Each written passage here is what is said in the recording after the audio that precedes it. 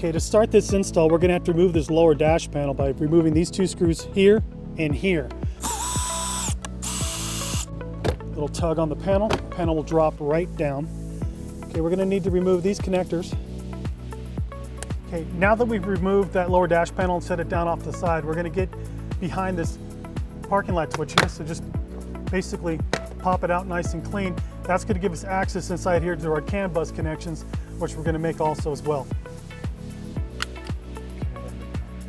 Okay, so what we're going to have to do is unplug the connector from the back to the push to start button. You're going to reach up underneath the dash. You're going to unplug the connector from the back of the push to start button and bring it down. Take the female end of the T-harness. You're going to plug it into the push to start connector, like so. Then take the male end. You're going to want to plug it into the back of the push to start button. There we go. We're going to go ahead and make our CAN connections with our T-harness. So what you'll do is you'll grab the white 5-pin connector that has the white and green 2 pins. Just basically feed the wire down through here.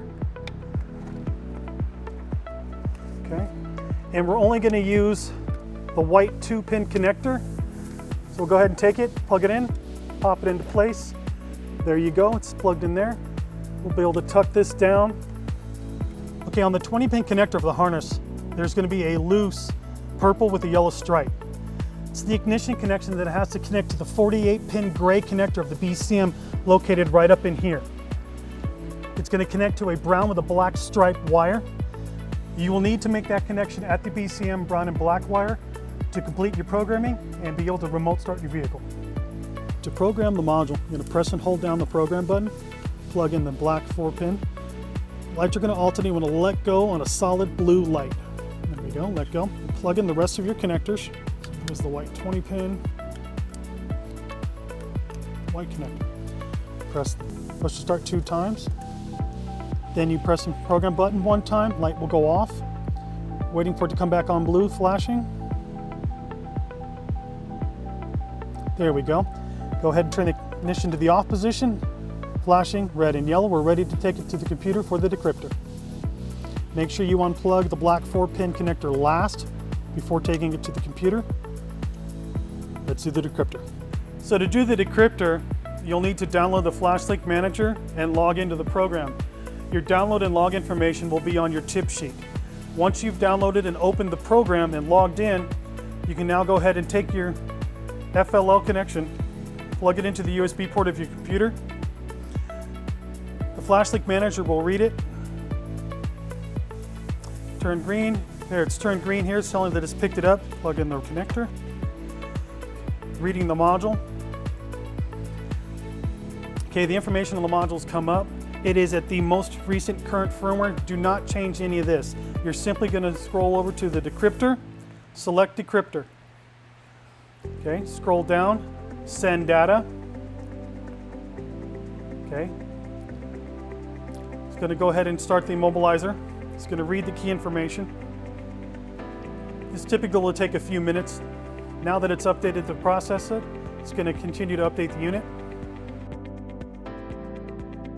Now it's saying to disconnect and take it to the vehicle. Okay, now that we've completed the decryptor, we're going to go ahead and reconnect the module to the vehicle and do a test start. So plug in the black first. Start this vehicle. It's a lock, unlock, lock. Lock, unlock, lock. Activation, ignitions. It's set for a wait to start for diesel.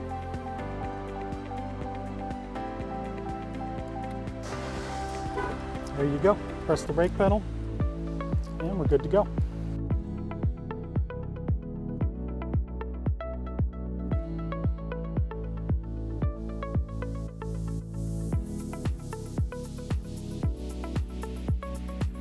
We're going to do start, lock, unlock, lock. Ignitions power up. There's a diesel delay, takes a few seconds.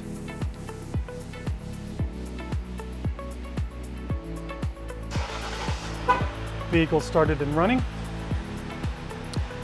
To do a takeover, you unlock the vehicle, get into your vehicle, close your door, press your brake, put it in gear and drive away.